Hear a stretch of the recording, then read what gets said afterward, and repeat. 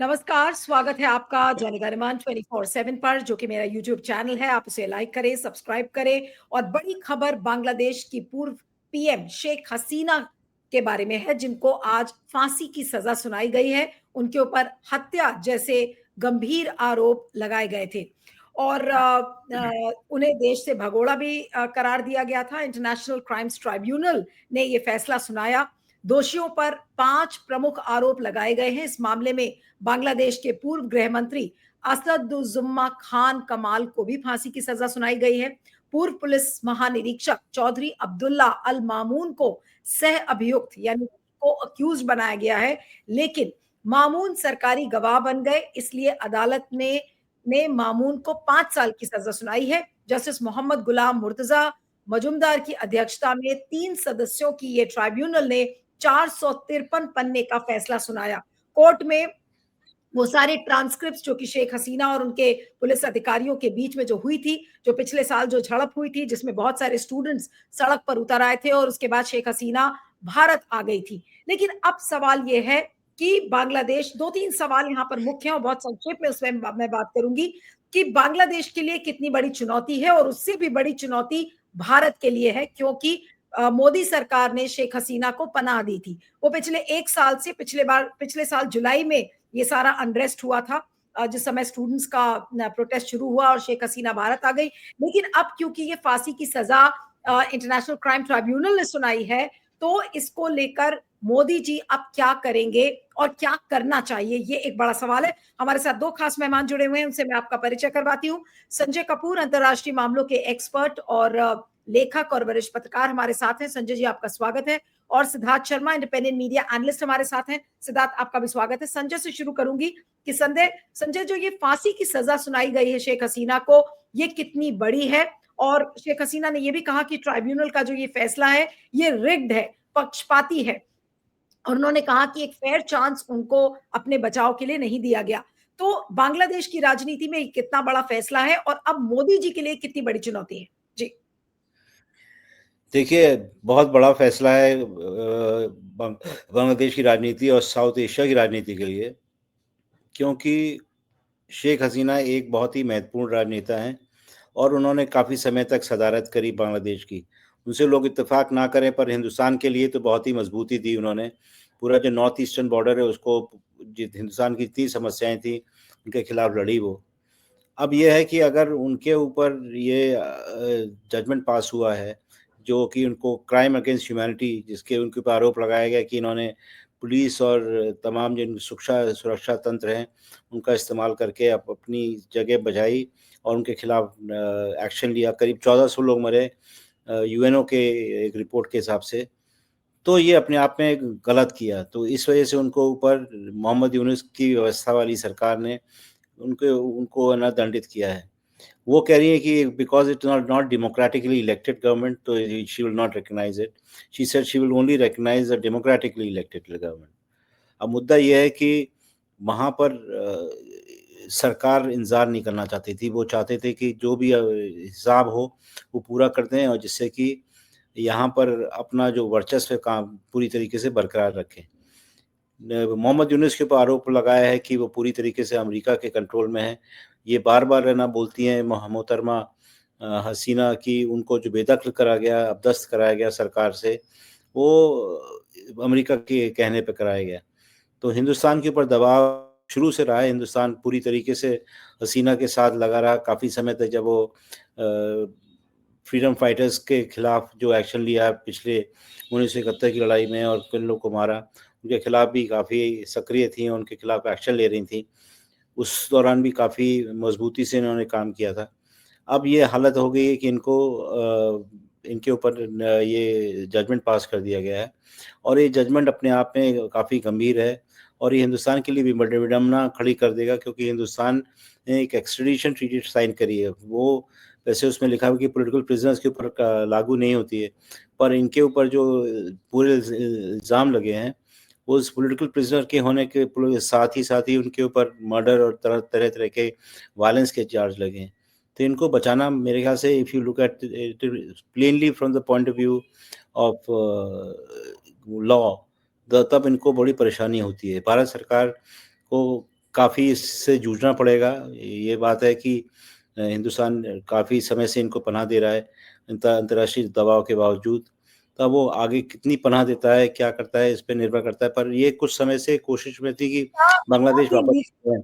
नहीं, कि ये कोर्ट का फैसला है और इंटरनेशनल क्राइम ट्राइब्यूनल का फैसला है, तो क्या मोदी जी के ऊपर एक तरीके से लीगल बाइंडिंग नहीं हो जाएगी? क्योंकि ये भी कहा गया है कि अगर शेख हसीना को इस फैसले को चुनौती देनी है, तो या तो उनको वापस लौटना पड़ेगा और या तो she has to face arrest within 30 days.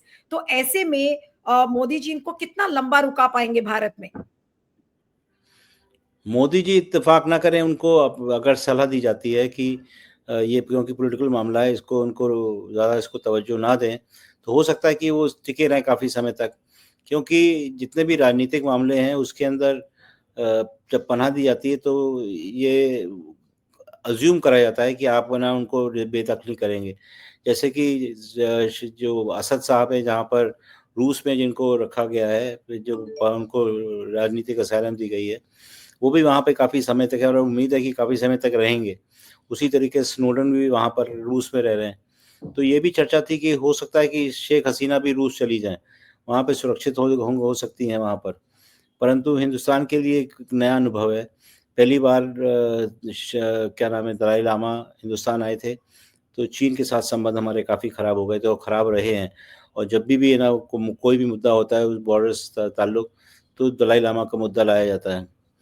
तो अब ये वाली स्थिति आ गई है। इसमें संभव है कि प्रधानमंत्री मोदी इस पे ज़्यादा ना करें, पर ये बात है कि इनके ऊपर अलग से प्रभाव पड़ा डाला जा रहा है और उनसे कहा जा रहा है कि किसी तरीके से कोई और जगह ढूँढे जिससे कि जा सके। हिंदुस्तान के लिए एक बहुत बड़ी समस्या है कि बांग्लादेश को एक समय के आगे एंटागनाइज़ नहीं कर सकते, क्योंकि अब ये वाला जो बांग्लादेश है मोहम्मद यूनुस के अंडर में, वो पाकिस्तान के साथ संबंध अच्छे बना रहा है और उसने कुछ नक्शे भी पास करे हैं कुछ समय पहले, जिसमें दिखाया कि मेघालय और सिलहट और तमाम इलाके वो बांग्लादेश बांग्लादेश का हिस्सा दिखा रहा है।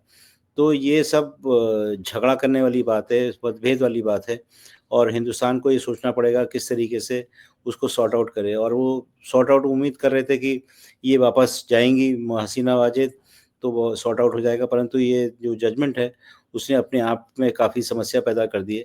पर बांग्लादेश में भी स्थिति काफ़ी ख़राब रहेगी। अब वहाँ पे ये बात नहीं है कि सब सपोर्ट उन्हीं के लिए है, मोहम्मद यूनुस के लिए, ऐसी बात नहीं है। सपोर्ट काफ़ी हद तक हसीना के लिए है और मैं वहाँ पे कई शेख दफ़ा जा चुका हूँ, वहाँ पे उनकी काफ़ी। संजय, आपको क्या सॉरी? उम्मीद लगती है, क्या शेख हसीना चुनाव लड़ पाएँगी? क्योंकि चुनाव अब कुछ महीने बाद है और उन्होंने कहा भी था कि वो देश अपने वापस जाना चाहती हैं। अभी हाल में उन्होंने कई इंटरव्यूज़ भी दिए, जिसमें उन्होंने कहा कि I would like to go back to my country. और अब इनकी जो सेंटेंसिंग है, इसे वो चुनौती देंगी या चुनाव के लिए लड़ेंगी? अब भविष्य क्या है शेख हसीना का? कहाँ देखते हैं? क्या ये दूसरे देश में जाएँगी या वापस बांग्लादेश में जाके इस फैसले को चुनौती देंगी? क्या प्रायोरिटी होगी उनकी? मेरे ख़्याल से चुनौती देने की स्थिति में नहीं है। इनको ये कम से कम डिमांड करेंगी कि इनको इम्यूनिटी दी जाए तभी वापस आएँगी। क्योंकि अगर जाती है और अरेस्ट कर लेते हैं और इनको सज़ा दे दी जाती है, तो फिर कुछ बचता नहीं है। तो फिर जब अगर इनको फांसी भी लटका दिया जाएगा तो क्या बचेगा? नहीं, तो लेकिन इनको सबसे पहले तो कोई इम्यूनिटी देगा। संजय, आप जो इम्यूनिटी की बात कर रहे थे कि इम्यूनिटी उनको कहाँ से मिलेगी? कौन देगा इनको? सरकार ही देगी, उनकी सरकार खुद देगी। अगर वो चाहती है आग्रह किए ना ये ट्रायल में बैठें, तो वो इम्यूनिटी देगी और ये आग्रह करेंगी कि अगर लोकतांत्रिक ढंग से अगर कोई मामला यहाँ पे हो, तब मैं आऊँगी। मुझे नहीं लगता कि वापस जाएँगी अब ये, तो जाने की जो संभावना थी वो खत्म हो गई है और ये हुँ, कहीं और पनाह ले सकती हैं, परंतु जाने की संभावना तो बिल्कुल खत्म हो गई है। बिल्कुल। लेकिन अब सिद्धार्थ, मैं अब आपके पास आती हूँ। आपको क्या लग रहा है कि अब इस समय क्या हो रहा होगा? इतना बड़ा फैसला कि एक देश के पूर्व प्रधानमंत्री को फांसी की सज़ा सुनाता है कोर्ट और वो प्रधानमंत्री जो फॉर्मर प्राइम मिनिस्टर है, वो भारत में पनाह और असाइलम में रह रहा है पिछले 1 सालों से। तो क्या आपको लगता है कि डोनाल्ड ट्रंप मोदी जी को अब कॉल करेंगे और बोलेंगे कि भई अब इस पर कुछ एक्शन लो? क्योंकि दबाव तो मोदी जी के ऊपर डोनाल्ड ट्रंप लगातार बना ही रहे हैं 8 महीने से। तो क्या अब एक ये भी मुद्दा होगा जिससे डोनाल्ड ट्रंप अब मोदी जी के ऊपर दबाव बनाएँगे? हाँ, देखिए अंतर्राष्ट्रीय स्तर पे जो यूनुस साहब वहाँ के राष्ट्रपति बने हैं, तो अंतर्राष्ट्रीय स्तर पे आज की तारीख में शेख हसीना से ज़्यादा विश्वसनीयता या मान्यता प्राप्त यूनुस साहब हैं। ये तो हमको मानना पड़ेगा क्योंकि यूनुस साहब अपने आप में नोबेल प्राइज़ विजेता रहे हैं। उनकी सरकार जिस भी कारण से, जिस भी तरह से वहां पर उनकी सरकार बनी, वो सही बनी या गलत बनी, वो अच्छे हैं या बुरे हैं, लेकिन भारत समेत दुनिया के सारे देश उनको कह रहे हैं कि हम आपको मान्यता दे रहे हैं। कोई ऐसा तो नहीं है कि तालिबान के जैसे कोई मान्यता नहीं दे रहा है। तो जिस देश की सरकार को मान्यता है, जिस देश के राष्ट्रपति अपने आप में नोबेल प्राइज विजेता हैं, उनकी अपने आप में एक दुनिया में एक छवि है। और वो अगर ये कह रहे हैं कि हमारे देश में एक इंटरनेशनल क्राइम्स ट्राइब्यूनल ने किसी को मृत्युदंड की सजा सुनाई है, और वो जो इंटरनेशनल क्राइम्स ट्राइब्यूनल है वो यूनुस साहब ने नहीं बनाया था। यही इंटरनेशनल क्राइम्स ट्राइब्यूनल 2009 में इसी शेख हसीना ने बनाया था। इसी शेख हसीना का बनाया हुआ कानून है, जिसके अंतर्गत इन्होंने अपने विरोधियों को भी तो फांसी पर चढ़ाया था। क्योंकि हमें पता है शेख हसीना के जो पिताजी हैं वो शेख मुजीबुर रहमान, वो ईस्ट पाकिस्तान जिस समय था, बांग्लादेश नहीं बना था, मुक्ति वाहिनी बांग्लादेश की पाकिस्तान से अलग होने की वो लड़ाई लड़ रहे थे। वो अपने आप को स्वतंत्रता सैनिक कह रहे थे। और 1971 में जब बांग्लादेश बन गया, उसके बाद वो बांग्लादेश के जिस तरह से भारत के राष्ट्रपिता हैं, उसी तरह से वो बांग्लादेश के राष्ट्रपिता कहलाए, और ये उनकी बेटी हैं। तो ये जैसे ही सत्ता में आई, शेख मुजीबुर रहमान को जिन जिन लोगों ने परेशान किया था ईस्ट पाकिस्तान होते हुए, उन सभी लोगों के खिलाफ केस चलाने के लिए इंटरनेशनल क्राइम्स ट्राइब्यूनल 2009 में शेख हसीना ने ही बनाया था। और उन्होंने अपने काल में इसी कानून के अंतर्गत कई लोगों को फांसी पर सजा दिलवाई थी। उसी कानून के अंतर्गत आज अगर मोहम्मद यूनुस साहब कहते हैं कि किसी एक व्यक्ति को मृत्युदंड मिला हुआ है और वो व्यक्ति जिस देश में है, वो व्यक्ति को हमको वापस दीजिए, तो दुनिया भर की दूसरी सरकारें भी इस तरह की बात कहें तो कोई आश्चर्य नहीं है। वो चाहे ट्रंप साहब हों या अमेरिका तो दूर की कौड़ी है, दुनिया के कोई भी देश कर सकते हैं। ये भी संभव है कि कल को बांग्लादेश इस विषय को ले जाके यूनाइटेड नेशन में कोई प्रस्ताव पारित करवा दे कि हमारे यहाँ भाई एक कानून के तहत किसी को मृत्युदंड दिया गया है, ये व्यक्ति भारत में है, भारत से कहिए कि इस व्यक्ति को वापस दे दे। तो जो कानूनी रूप से जिसको मृत्युदंड दे दिया गया है, उसको बचाने का जो भी उसको पनाह देता है या जो भी उसको शरण देता है, उसके लिए थोड़ी अटपटी स्थिति हो जाती है। क्योंकि ये स्नोडेन जैसा या क्या कहते हैं विकीलीक्स के जूलियन असांज जैसा मामला नहीं है कि इसके ऊपर कोई सिर्फ अरेस्ट वारंट था, यहाँ पर मृत्युदंड हो गया है। ये एक तरह से जिस समय दूसरा विश्व युद्ध खत्म हुआ था, उस समय बर्लिन में एक न्यूरमबर्ग ट्रायल हुआ था, जापान में एक टोक्यो ट्रायल हुआ था। उसमें जर्मनी के जितने भी नाजी लोग थे उनके खिलाफ केस चलाया गया, मुकदमा चलाया गया, वार against humanity, crimes against humanity के अंतर्गत केस चलाया गया। मतलब मानवता के खिलाफ आपने अपराध किया है। तो एक व्यवस्था के अंतर्गत वो सही है या गलत है, वो किसी क्या कहते हैं किसी के खिलाफ बदला लेने की इच्छा से किया गया है या नहीं किया गया है। एक व्यवस्था के अंतर्गत अगर किसी को सजा दी गई है और वो व्यक्ति अगर किसी देश में है और वो देश कहे कि हमारे यहाँ पर तो कोर्ट ने इनको सजा दे दी है, आप इनको वापस हमको कीजिए, तो जिस देश में वो शरण में रह रही हैं उस देश को ये कहना बड़ा मुश्किल हो जाएगा कि हम आपको नहीं देंगे। इसीलिए आने वाले समय में मुझे इस मामले में दलाई लामा से ये अंतर है। दलाई लामा को भारत ने भले शरण दी थी, लेकिन दलाई लामा को चीन ने कोई फांसी की सजा नहीं दी थी। कि दलाई लामा भारत में एक पॉलिटिकल, जबकि फांसी की सजा नहीं दी थी, फिर भी दलाई लामा के आने के बाद भारत और चीन संबंध बिगड़ गए, जबकि उस व्यक्ति के ऊपर इस तरह का कोई केस नहीं था। यहाँ पर शेख हसीना एक ऐसी व्यक्ति है जिनके खिलाफ मानवता के खिलाफ अपराध में एक मृत्युदंड घोषित हो चुका है। वो सही है गलत है ये अलग बात है, लेकिन वो जिस देश में है, अब मेरे ख्याल से भारत के ऊपर कूटनैतिक रूप से पूरी दुनिया का दबाव बढ़ेगा कि आप एक इंटरनेशनल कोर्ट ने जिसको मृत्यु की सजा मृत्युदंड दिया है उसको आप अपने यहाँ पनाह नहीं दे सकते, आप उनको वापस भेजिए। ये दबाव तो स्वाभाविक रूप से आएगा और ये दबाव भारत को झेलना पड़ेगा, क्योंकि भारत सरकार के साथ भी एक विरोधाभास है कि एक तरफ तो बीजेपी सरकार के नाते, पार्टी के नाते, बीजेपी पार्टी के नाते बिहार हो या दुनिया भर हो, वहां पर पूरे भारत में प्रचार करती है कि हम बांग्लादेशी घुसपैठियों को भारत में आने से रोकेंगे। तो बांग्लादेश से ही है घुसपैठिया को तो आप तो अपने घर में शरण दे के रखे हैं, आपने तो उसको मेहमान बना के रखा है। तो ये जो विसंगति है, ये मेरे ख्याल से बीजेपी, एक तरफ बीजेपी का प्रचार और दूसरे तरफ भारत सरकार का आचार, बीजेपी का प्रचार कुछ और है, भारत सरकार को आचार कुछ और करना पड़ रहा है।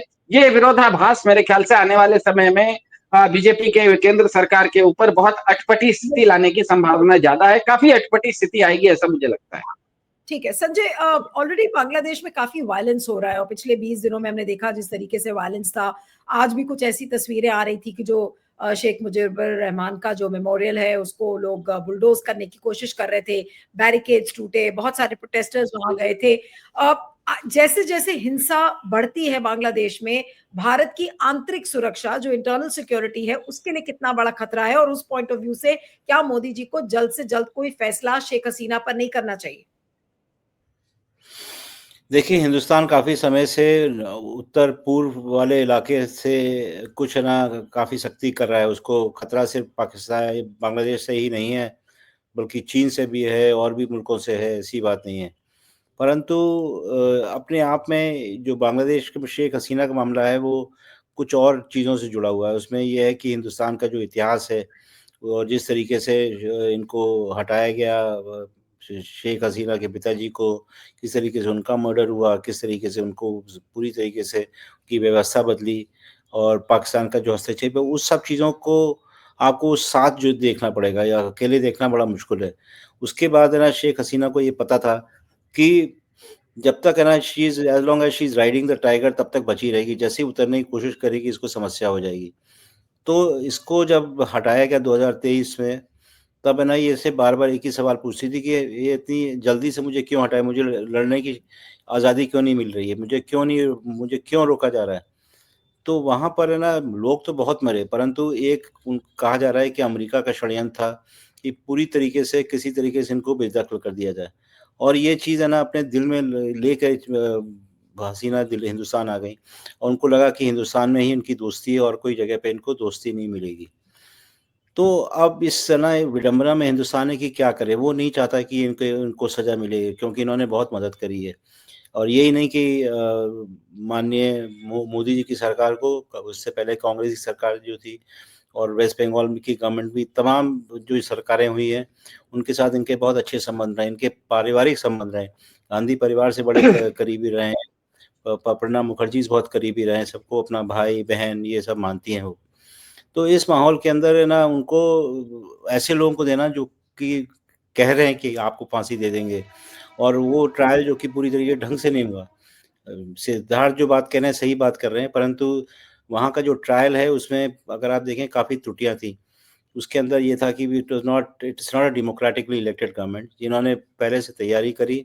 इनके ऊपर चुनाव उनको लड़ने से मना करा गया, इनको आने में वापस नहीं आ सकती। अगर आएँगी तो उनको गिरफ्तार कर लिया जाएगा। तो उस कई सारे इन्होंने प्रतिबंध लगाए, कई सारी अड़चनें पेश करी। उसके बाद इनको ये कहा गया कि आप है ना किसी तरीके से अपने को बचाइए। पर ये जानती हैं कि ये अपने को नहीं बचा सकती और ये हिंदुस्तान के मदद के बिना बिल्कुल नहीं कर सकती। हुँ। अब देखना ये है कि हिंदुस्तान क्या करता है। अमेरिका के मित्रों वाली स्थिति नहीं है हिंदुस्तान की इस समय आज की तारीख में। उ उसको कोई समस्या नहीं होगी कि अगर वो खड़ा होके इनसे लड़े और बात करे। बिल्कुल। उनको सबसे बड़ी समस्या है कि अपने नेबरहुड में किस तरीके से अपने को बचाएँ और किस तरीके से जितना भी वायलेंस और टेरर का जो खतरा है उससे अपने को इम्यून करें। ये करना उनके लिए बड़ा चैलेंज है और वो जानते हैं कि इसके पीछे सिर्फ़ मोहम्मद यूनुस ही नहीं रहेंगे, उसके पीछे और भी सरकारें इनके पीछे लगी रहेंगी। तो ये बड़ा चैलेंज है, परंतु ये शेख हसीना को वापस करने, ये सब करने से उनका कोई फ़ायदा होने वाला नहीं है। उनकी कमज़ोरी का इज़हार होगा और कुछ नहीं होगा। बिल्कुल।